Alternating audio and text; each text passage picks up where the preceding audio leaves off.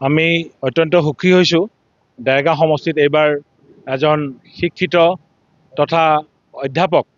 doctor Mridul Dutta ডাঙৰীয়াক বিজেপিৰ ticket দিয়া হৈছে আৰু তেখেত এজন নিষ্ঠাৱান কৰ্মী আৰু অৰ্থনীতি বিভাগৰ ছাত্ৰ আছিল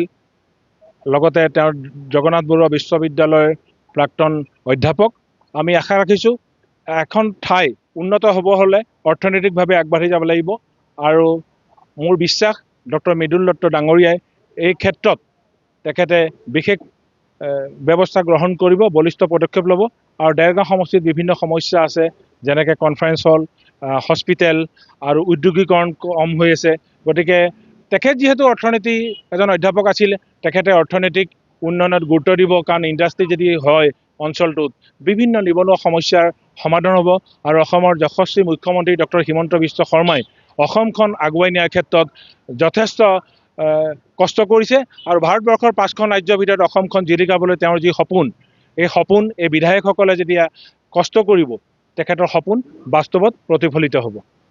নিশ্চিতভাৱে মই এগৰাকীৰ পৰা জানিবলৈ চেষ্টা কৰিলোঁ আন এগৰাকী চলাইছোঁ এইবাৰ এই যি দেৰগাঁও সমষ্টিত এই যুঁজখন কেনেধৰণে হ'ব বুলি আশা কৰে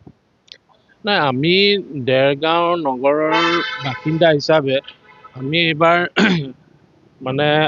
আমি যথেষ্ট আমি সুখ অনুভৱ কৰিছোঁ যে আমাৰ দেৰগাঁও নগৰৰ এজন ব্যক্তিক ভাৰতীয় জনতা পাৰ্টীয়ে টিকেট দিছে আৰু তেওঁ প্ৰকৃততে এজন যোগ্য তেওঁ শিক্ষাগত অৰ্হতাৰ পৰা আদি কৰি যি সামাজিক তেওঁৰ নেতৃত্ব দেখি আহিছোঁ আমি নিকা ভাৱমূৰ্তি এজন ব্যক্তি এইবাৰ গোটেই বঁটা আচলতে তেখেতক টিকেট দিয়াৰ পিছত দেৰগাঁও সমষ্টিৰ বঁটাটো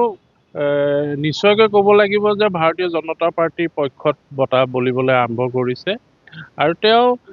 যথেষ্ট ভোটত তেওঁ জয়ী হ'ব নিচিনা আমাৰ ধাৰণা হৈছে আৰু আমি দেৰগাঁৱৰ নাগৰিক হিচাপে দেৰগাঁও সমষ্টিৰ এজন ভোটাৰ হিচাপে আমি যথেষ্ট এইবাৰ আশা কৰিছোঁ যে সমষ্টিটো উন্নয়নৰ ক্ষেত্ৰত তেখেতে যথেষ্টখিনি গুৰুত্বপূৰ্ণ ভূমিকা ল'ব কংগ্ৰেছৰ যিহেতু এগৰাকী সক্ৰিয় যুৱতীক এবাৰ প্ৰাৰ্থিত্ব প্ৰদান কৰা হৈছে কিবা প্ৰত্যাহ্বান হ'ব পাৰে নেকি কংগ্ৰেছ বিজেপি এই প্ৰাৰ্থীগৰাকীৰ বাবে হয় তেওঁ সাগৰিকা বৰাক প্ৰাৰ্থিত্ব দিছে তেওঁ নিশ্চয় এগৰাকী যোগ্য প্ৰাৰ্থীয়ে কংগ্ৰেছ দলৰ কিন্তু এতিয়া আমি এটা কথা লক্ষ্য কৰিব লাগিব ভোটাৰে এটা কথা লক্ষ্য কৰে যে সমষ্টিটোৰ উন্নয়নৰ সমাজখনৰ উন্নয়নৰ কথাটো যদি ভোটাৰে লক্ষ্য কৰে তেতিয়া নিশ্চয়কৈ ভোটাৰৰ দৃষ্টি বিজেপি দলটোৰ ওপৰতেই পৰিব দেৰগাঁও সমষ্টিটো আমাৰ ভোটাৰৰ দৃষ্টিত বিজেপিৰ কাৰণে ক্লিন চুইপ হৈ আছে মই দাদা আপোনাৰ ওচৰলৈ আহিছোঁ যিহেতু আপুনি এগৰাকী সচেতন ভোটাৰ কি আশা কেনেধৰণৰ প্ৰত্যাশা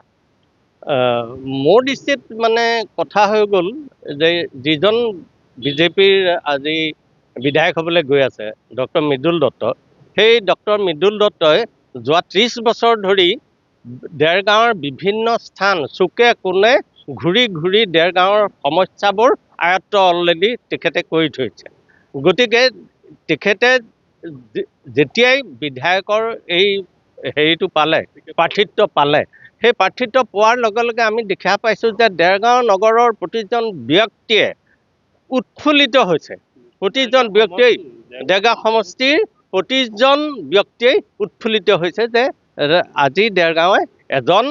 বহুত দিনৰ মূৰত এজন থলুৱা মানুহ এই বিধায়ক হিচাপে পাব কংগ্ৰেছৰ প্ৰাৰ্থীগৰাকী কিবা ফেক্টৰ হ'ব পাৰে নেকি মোৰ বোধে কংগ্ৰেছৰ